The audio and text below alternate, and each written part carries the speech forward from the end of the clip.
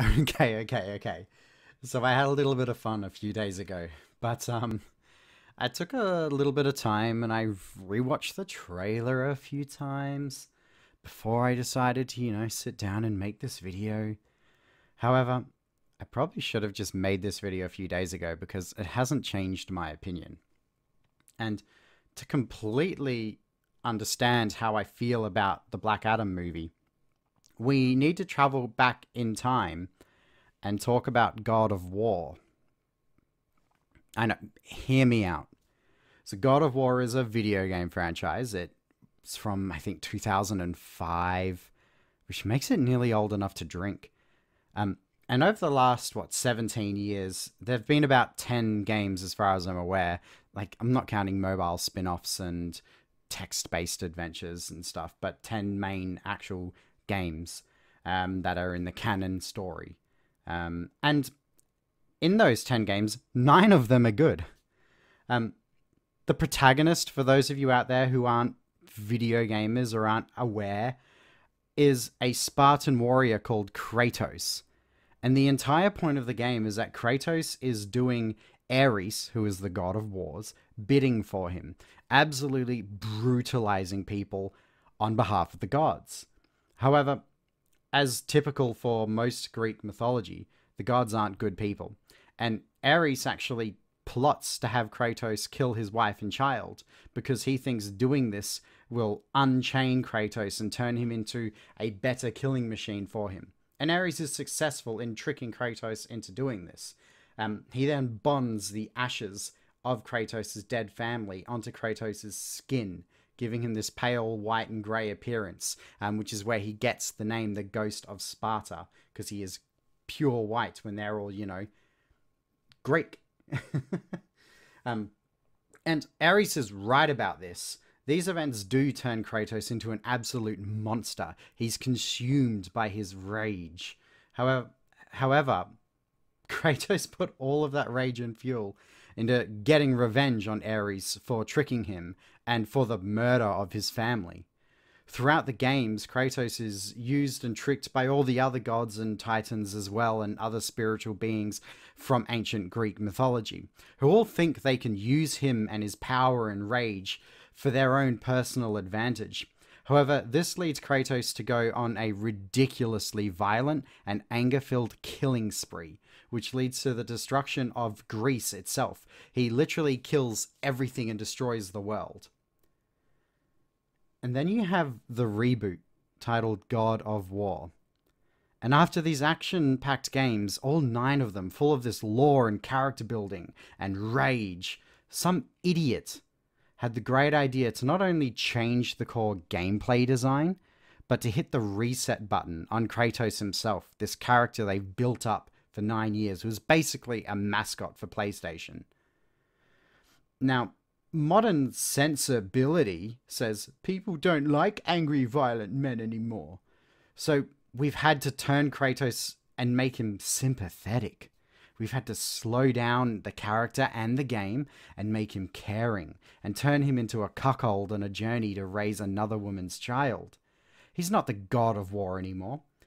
He's a father struck down with grief over his dead girlfriend, completely disregarding the journey he went on where he destroyed the world. And some idiot expects me to believe that the man who did destroy the entire world in revenge for his actual wife and child would settle down with a different woman and raise that child to be gentle and caring after this decade-long rage-fueled thing that he went on. But what does this all have to do with Black Adam? Well, like Kratos, Black Adam is an anti-hero. He hails from ancient Egypt as opposed to Greece. However, his powers come from Greco-Roman deities, unless they've retconned that in the more recent runs to Egyptian deities. But the wizard Shazam got it wrong. You see, Black Adam was a slave in Egypt, and when he got Shazam's power, it corrupted him, and he decided to use this to take revenge on the people who wronged him, and eventually take on the gods themselves, deciding that he would be the ruler of the world with these new powers, and that he would be the one in charge and get revenge for his mistreatment. And just like Kratos in this regard, his child was also killed as part of this that, helps fuel his rage. Now, the Wizard of Shazam does stop him and banishes him across the universe. However, because Black Adam is so fueled by his rage, he spends 5,000 years, not 5, 10, 15, 5,000 years, flying back to Earth on his own with nothing but his anger and his thoughts to motivate him, so he can get his revenge and enact his goal of becoming Earth's ruler. However, over this 5,000 years, time has changed and heroes have spawned, and when Black Adam does make his way to Earth, he's confronted by these heroes who are equally as powerful as him in some ways. And obviously, in comic book canon, the heroes win. Black Adam and Kratos are very, very similar characters, with very similar motives. And just like God of War, some executive thinks it's a great idea to try and soften Black Adam, make him more likable, change who he is at his core to be something he isn't. In the movie, based on the trailer, we see Black Adam, after presumably flying through space for 5,000 years, if they stick to the actual canon, to get his revenge and rule the world, change his mind and decide to protect some random family and children. This isn't in the movie because it's what Black Adam as a character would do. This is in the movie because an executive decided they needed to change what makes Black Adam in order to sell more movie tickets and be more likable for a more normal audience, regardless of how much it destroys the character's legacy and foundations, just like they did with God of War. And I could sit here and I could complain about the weird forced comedic relief or the incredibly out-of-place rap music in the trailer, but in the end, none of that matters if they can't even get the main character right. And those are my real thoughts on Black Adam and why I really don't care what happens with this movie.